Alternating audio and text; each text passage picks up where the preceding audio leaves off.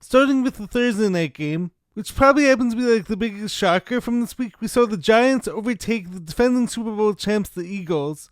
And honestly, the Giants pretty much dominated that whole game. A team who had just lost to the Saints last week, then takes down the defending Super Bowl champs. How does that make sense? Especially with two rookies leading the way. Of course, this rarely works out, but when the names are Jackson Dart and Skattebo, it does.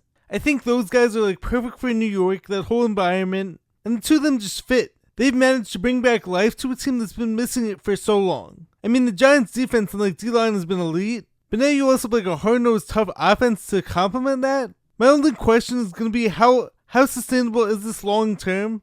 Because of course, are Dart and Skattebo going to fall apart with this whole reckless style of play?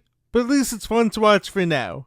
Hopefully it lasts. The level of concern in Philly though has definitely gone up. There's also just like too many mouths to feed there and only one ball. And now of course the play calling is trying to overcompensate for that. Moving ahead, the Broncos honestly didn't look great against the Jets, but the Jets were even worse. Shocker. That Jets offense is abysmal right now, and of course give some credit to the Broncos defense. But somehow the Broncos still almost lost that game. They almost threw it away. In my favorite game from this weekend, like the one that I was most looking forward to, we had the Packers go up against the new look Bengals with their new QB Joe Flacco. And of course I got both of my wishes. Flacco, who's one of my favorite QBs, who often gets maligned and told to retire even though like he still has a big arm and like has still showed up and who shows like he can still do it in the right situations over the past few years. He looked great in that second half. He was balling out, throwing it to Jamar and T. Higgins, and my Packers still won. The first half Bengals play calling was horrible. It reminded me of the Flacco on the Browns offense. But in the second half, he was given a chance to show like that he could still do it, and sling it he did.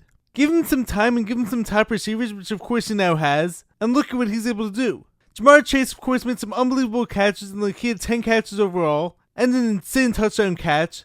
So there is hope now in Cincinnati that Flacco is going to be able to carry that offense up until Burrow returns, and I'm excited to see it. I hope like he proves everyone wrong who said like he should retire. And the Packers still got the dub. Josh Jacobs had 2 massive touchdowns, and Matthew Golden, the speedy receiver, made some big plays and had a lot of yards after the catch. So the Packers improved to 3-1-1. Another big game from this week, Bucs 49ers, in a matchup of one-loss teams. Baker Mayfield keeps showing why he's leading the MVP race right now. There was an injured Ibuka, injured Mike Evans, injured Chris Godwin, and Baker still manages to throw a 45-yard deep ball to Tez Johnson, the 160-pound rookie wide receiver, and Baker was still showing off his magic. Mac Jones finally had some struggles. I like him a lot and I like what he's been doing, but of course he finally lost.